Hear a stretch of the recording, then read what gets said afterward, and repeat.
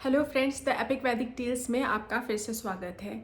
आज के वीडियो में हम डिस्कस कर रहे हैं एक बहुत ही इंटरेस्टिंग टॉपिक पर। देखिए, आज के वीडियो में हम भूत प्रेत पर डायरेक्टली तो बात नहीं कर रहे हैं, बट हम उन लोगों की बात करेंगे, उन नेटिव्स की बात करेंगे जिनको इस तरह की फीलिंग्स आती हैं कि उनके आसपास या उनके सराउंडिंग में कुछ पैरानॉर्मल फोर्सेस हैं, सुपरनैचुरल पावर्स हैं, या जो इन चीज़ों पर बिलीव करते हैं या उनको इस चीज़ का डर है।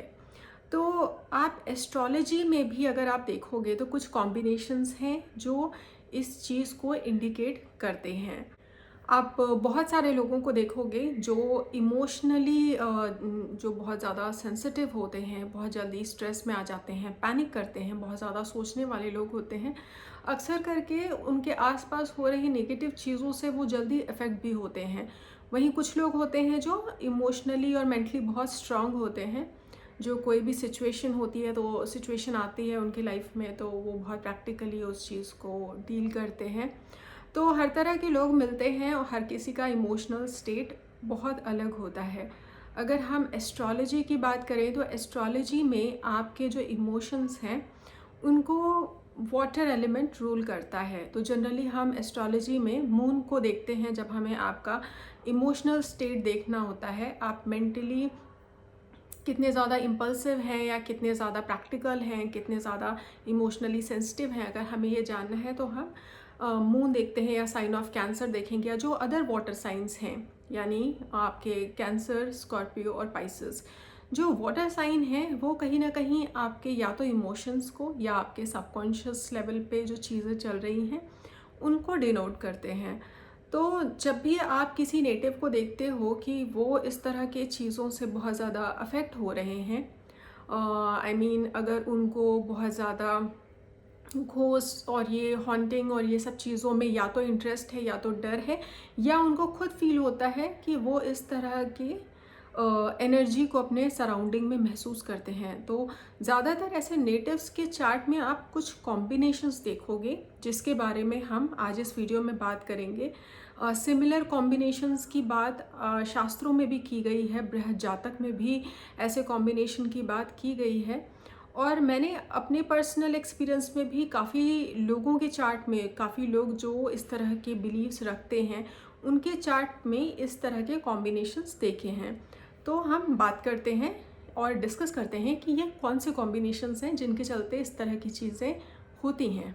देखिए, अगर आप ये चीज़ देखना चाह रहे हो कि किसी का इमोशनल स्टेट कैसा है या उस इंसान को इस तरह की चीज़ें, पैरानॉर्मल चीज़ें फील होती कि नहीं, तो आपको पहले तो मून को देखना चाहिए।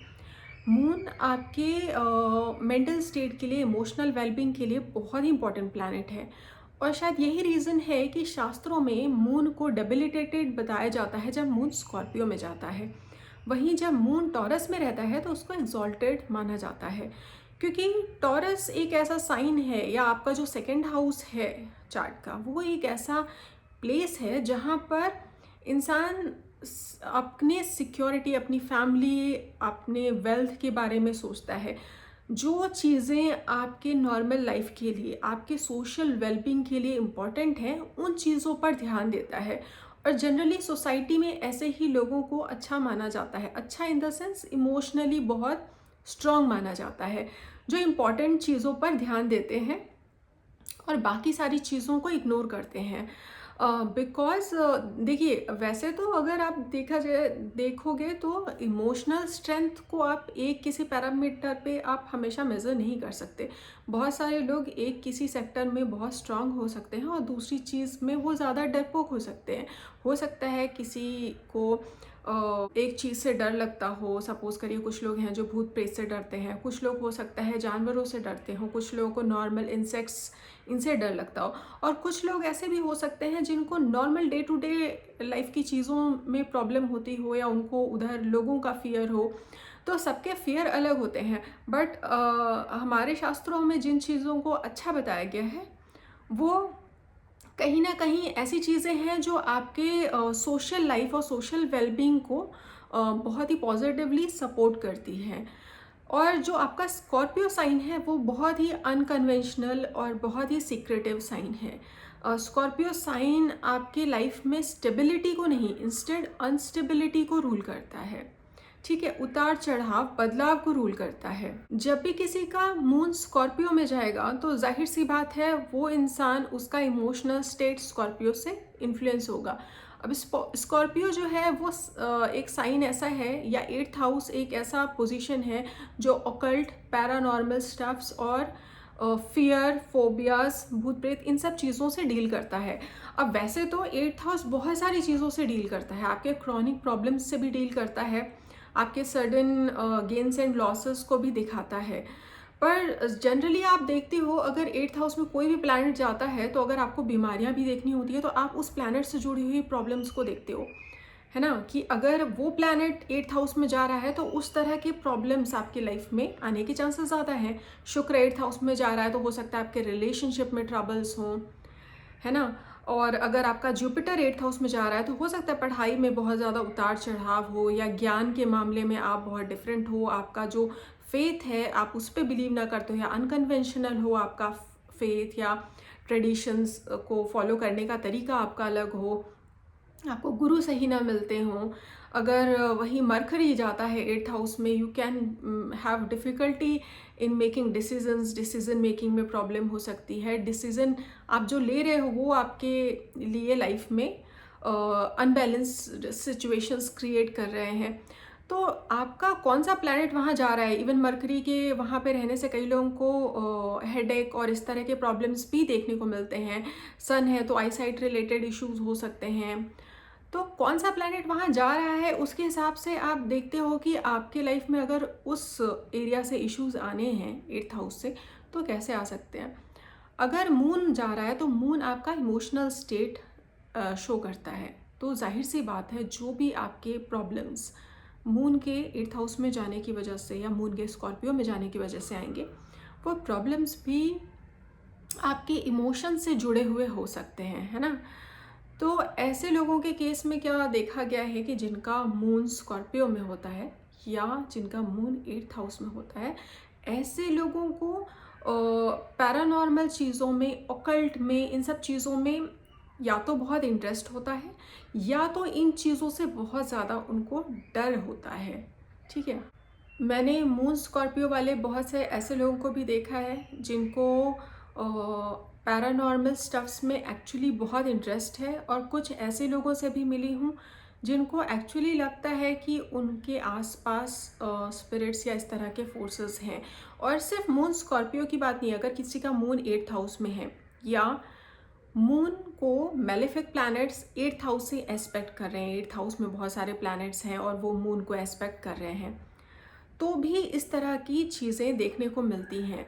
लेकिन ये प्रोबेबिलिटी सबसे ज़्यादा स्ट्रॉन्ग कब हो जाती है, शास्त्रों के हिसाब से भी देखा जाए तो जब मून राहु के द्वारा जो है एक्लिप्स होता है बर्थ चार्ट में, और आपके 5th 9th में अगर मेलेफिक्स होते हैं तो बहुत चांसेस बढ़ जाते हैं शास्त्रों के हिसाब से कि वो इंसान को सच में कोई डेविल या कोई घोस्ट हॉन्ट कर रहा है। अभी देखिए, ये तो मैं नहीं कह सकती या मैं इस पर डिबेट नहीं कर सकती कि ये रियल होता है या नहीं, घोस्ट रियल होते हैं या नहीं, बट ऑब्वियसली बहुत सारे लोग हैं जो इस तरह की चीज़ें एक्सपीरियंस करते हैं। वो उनको साइकोलॉजिकली ऐसा फील होता है कि उनके अराउंड कुछ है या वो रियल है। इस पे हम यहाँ पर डिबेट नहीं करेंगे, बट मैंने सच में बहुत सारे लोगों को देखा हुआ है जिनका राहु और मून कंजंक्शन है, स्पेशली अगर वो कंजंक्शन स्कॉर्पियो में है, देन दे विल टेल कि उनके साथ ऐसा कुछ ना कुछ इंसिडेंट हुआ है जहाँ पर उन्होंने इस तरह के नेगेटिव फोर्स को अपने अराउंड फील किया हुआ है। इनफैक्ट मून स्कॉर्पियो वाले काफ़ी सारे लोगों को मैंने देखा है कि वो इन सब चीज़ों के बारे में बहुत ज़्यादा सर्च भी करते हैं, उनका एक्चुअल इंटरेस्ट होता है। It's not fear but it's more of curiosity in occult and paranormal stuffs. और राहु, क्योंकि राहु देखिए एक ऐसा मेलेफिक प्लैनेट है जो चीज़ों को पहले तो एक्सपेंड कर देता है और दूसरा इल्यूजन क्रिएट करता है। और जब वो इल्यूजन आपके माइंड में क्रिएट हो रहा हो तो कई बार ऐसा होता है कि कोई भी चीज़, जैसे 8th हाउस आपको नेगेटिव फोर्सेस आपके लाइफ में ज़्यादा क्रिएट करने की क्षमता रखता है। 8th हाउस जो होता है वो हिडन चीज़ों का होता है, ऑकल्ट का होता है और बहुत से डार्क चीज़ों का हाउस होता है। स्कॉर्पियो का भी सेम है। तो जब राहु वहाँ जाता है तो पहले तो वो इस इफ़ेक्ट को बहुत ज़्यादा मैग्नीफाई कर देता है, इंक्रीज़ कर देता है। प्लस मून के साथ राहु है तो आपके सोचने समझने की क्षमता को भी वो कहीं ना कहीं अफेक्ट करता है। तो एक ऐसे इंसान जिसके चार्ट में मून राहु साथ में है, कई बार ऐसा देखा गया है कि उनके लिए रियलिटी को एज इट इज़ एक्सेप्ट करना is not easy. Sometimes they are delusional. और अगर स्कॉर्पियो या 8th हाउस नहीं भी इन्वॉल्व है, सिंपल मून राहु कंजंक्शन वाले लोगों को भी मैंने देखा है, ऐसे तो वो लोग बहुत स्मार्ट होते हैं और इंटेलिजेंट होते हैं, बट वो कुछ एरियाज में बहुत डिल्यूजनल होते हैं डिपेंडिंग ऑन द कंजंक्शन कि वो कहाँ पर है चार्ट में। जैसे सपोज करिए ये कंजंक्शन अगर 5th हाउस में हो रहा है तो अपनी लव लाइफ को लेकर वो बहुत डिल्यूजनल हो सकते हैं। अगर उनके 11th हाउस में बन रहा है तो they can be very delusional about their own friend circle, social circle. वहाँ पर लोग उनके बारे में क्या सोचते हैं, उन्हें कैसा ट्रीट करते हैं, उसको सही से समझ पाना can be very difficult. They believe in expansion of all the things that are related to that house जहाँ पर ये कंजंक्शन हो रहा होता है, वहाँ पर उनका ऑब्सेशन थोड़ा ज़्यादा होता है। अगर 10th हाउस में है तो सेम करियर के लिए होगा। बट यहाँ पर आपको एक चीज़ नोटिस करनी है, राहु मून कंजंक्शन हमेशा बुरे रिजल्ट्स नहीं देता है। ये रिजल्ट्स थोड़े नेगेटिव तब हो जाते हैं जब राहु और मून का कंजंक्शन स्पेसिफिकली आपके लग्न में, आपके 8th हाउस में होता है, या राहु मून कंजंक्शन आपके साइन ऑफ स्कॉर्पियो में हो रहा है। और जो इस तरह के इवेंट्स होते हैं, नेगेटिव इवेंट्स, जहां आपको फील होता है कि आपके आसपास कुछ नेगेटिव एनर्जी है या कोई नेगेटिव चीज़ घट रही है, कोई पैरानॉर्मल एक्टिविटी हो रही है, इस तरह की चीज़ें अगर किसी को महसूस होती हैं तो अक्सर करके उनके चार्ट में 8th हाउस को प्रीडोमिनेंट देखा गया है, या 8th साइन यानी साइन ऑफ स्कॉर्पियो को प्रीडोमिनेंट देखा गया है। बहुत से लोग ऐसे भी हैं जिनका 8th और 12th में बहुत प्लैनेट होते हैं, तो उनका कैसा होता है कि उनके अलग अलग तरह के फियर और फोबियाज हो सकते हैं। 12th हाउस में अगर है तो बहुत ओवर थिंक करना, इमेजिन करना चीज़ों को, और रियलिटी से थोड़ा भागने की कोशिश करना, ये सब चीज़ें कॉमन देखी गई हैं। लेकिन जो ये वाली चीज़ है कि आपको नेगेटिव प्रेजेंस या इस तरह के प्रेजेंस रियल में फील होते हैं, ये एक बहुत अलग चीज़ है। ये आपको स्पेसिफिकली उन लोगों के चार्ट में देखने को मिल जाती है जिनका स्कॉर्पियो साइन बहुत ज़्यादा एक्टिव होता है और राहु मून इन्वॉल्व होते हैं वहाँ पर। और ये आपके ट्राइन्स में भी हो सकता है। सपोज करिए आपका मून के ट्राइन में अगर राहु है और मून स्कॉर्पियो में है, या राहु स्कॉर्पियो में है, राहु के ट्राइन में मून है, या there is a bad affliction from Mars and sun when moon is debilitated, या Rahu is in the sign of Scorpio, तब भी ये चीज़ बढ़ सकती है, प्रोनाउंस होकर दिख सकती है नेटिव के अंदर। इनफैक्ट स्कॉर्पियो साइन का कुछ नेचर ऐसा है, आप अगर बहुत सारे प्लैनेट्स किसी के स्कॉर्पियो में देखोगे तो it's not just limited to occult and paranormal stuffs. ऐसे लोग जो होते हैं ना, उनका इंटरेस्ट क्राइम या इन्वेस्टिगेशन रिलेटेड जो चीज़ें होती हैं, आप देखोगे उनको इस तरह की मूवीज़ जो होती हैं, क्राइम या थ्रिलर मूवीज़ हो गई, है ना, इसमें बहुत इंटरेस्ट आएगा, या हॉरर मूवीज़ में बहुत इंटरेस्ट आएगा। ऐसे लोगों को इस तरह की स्टोरीज़ या इस तरह की चीज़ों में बहुत ज़्यादा इंटरेस्ट आएगा। ऑकल्ट में, तंत्र मंत्र या इस तरह की विद्याओं में बहुत ज़्यादा इंटरेस्ट हो सकता है। तो जब भी 8th हाउस बहुत ज़्यादा एक्टिव होता है तो वो एक इंसान को नॉर्मल सोसाइटी से दूर खींचता है। ऐसे लोग अपनी दुनिया में रहना पसंद करते हैं। ऐसे लोगों का इंटरेस्ट बिल्कुल डिफरेंट होता है what society wants you to be, है ना।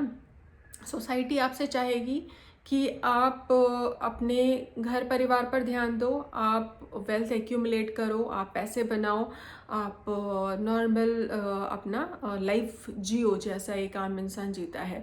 बट जनरली जिनका 8th हाउस या स्कॉर्पियो बहुत ज़्यादा एक्टिव होता है, ऐसे लोगों का इंटरेस्ट अलाइन नहीं होता है व्हाट सोसाइटी रियली वांट्स। उनका इंटरेस्ट हमेशा डिफरेंट जोन में होगा।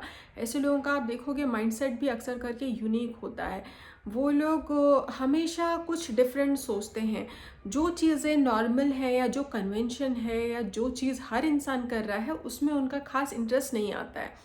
जो भी चीज़ें लीक से हटके होती हैं, जिसमें थोड़ा रिस्क इन्वॉल्व होता है, जिसमें फियर इन्वॉल्व होता है, जो चीज़ें छिपी हुई होती है, मिस्ट्री होती है, मिस्टिकल होती हैं, उनमें उनका ज़्यादा इंटरेस्ट आता है। इसीलिए आप देखते हो 8th हाउस से जो जुड़े हुए प्रोफेशंस भी आपको बताए जाते हैं ना, तो साइकोलॉजी हो गया, रिसर्च हो गया, अंडर ग्राउंड जो अंडर अर्थ एलिमेंट्स हो गए, नेचुरल गैस, क्रूड ऑयल, इस तरह की चीज़ों से रिलेटेड जो लोग काम करते हैं, है ना, रेयर एलिमेंट्स पे जो काम करते हैं, या जो रिस्क असेसमेंट में होते हैं, LIC वगैरह आप देख लो, या जो फ्यूचर ट्रेडिंग कर रहे हैं तो फ्यूचर्स में, फ्यूचर ऑप्शंस में देख रहे हैं कुछ, और स्टॉक मार्केट में जो लोग हैं वहाँ पर भी बहुत रिस्क और स्पेकुलेशन इन्वॉल्व होता है, या टैक्स डिपार्टमेंट हो गया, ठीक है।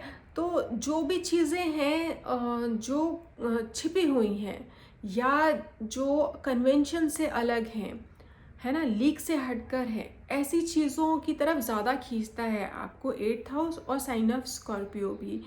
और आपके जितने ज़्यादा प्लैनेट्स इस साइन में या इस हाउस में होंगे, आपकी पर्सनालिटी उतनी ही डिफरेंट होगी। जो सोशल नॉर्म्स होते हैं ना उससे बिल्कुल ऑपोजिट रहेगी। और मून तो ऐसा प्लैनेट है जो कहीं ना कहीं आपकी पर्सनालिटी को सबसे ज़्यादा इन्फ्लुएंस करता है। तो जब भी मून इस तरह के इन्फ्लुएंस में आता है, इस तरह के साइन में या हाउस में आता है, और राहु के स्पेशली इन्फ्लुएंस में आता है, तो वहाँ पर आपको ये चीज़ सबसे ज़्यादा प्रोनाउंस होकर दिखती है। इस तरह के इंटरेस्ट आपको सबसे ज़्यादा दिखते हैं। तो ये मेरा ऑब्जर्वेशन था। आप कमेंट्स में बता सकते हो अगर आपका कुछ इस तरह का कॉम्बिनेशन है, राहु मून स्कॉर्पियो या मून स्कॉर्पियो या बहुत सारे प्लैनेट्स 8th हाउस में, तो आपका क्या एक्सपीरियंस रहा है, आप कमेंट सेक्शन में शेयर कर सकते हैं। अगर आपको वीडियो पसंद आया तो वीडियो को ज़रूर लाइक करिए और चैनल को सब्सक्राइब करना मत भूलिएगा। एक चीज़ मैं और ऐड करना चाहती हूँ एंड में, आई एम रियली थैंकफुल कि बहुत सारे लोगों ने मेरे चैनल को ओवर टाइम सब्सक्राइब किया है, मेरा सब्सक्राइबर बेस बढ़ा है। और मैं इस चैनल पर ऑब्वियसली हमारे शास्त्र, महाभारत, उनसे जुड़ी कहानियाँ, कथाएं भी लेकर आती हूँ। साथ में मैं स्टोरीज़ भी लिखती हूँ। मैं अपने ब्लॉग पे स्टोरीज़ लिखती हूँ, जो कि मैं, आप चैनल के बायो में जाएंगे तो आपको मिल भी जाएगा ब्लॉग का link. But I am currently working on a story, I mean showcasing the story on this platform. तो मैं जल्द ही चैनल पर अपनी एक स्टोरी लेकर आऊँगी। आई होप आप उसे भी देखें, उसे भी उतना ही अप्रिशिएट करें, प्यार दें। अगर आपको मेरे वीडियोस अच्छे लगते हैं तो ज़रूर लाइक करिएगा चैनल को और सब्सक्राइब करिएगा। थैंक्स।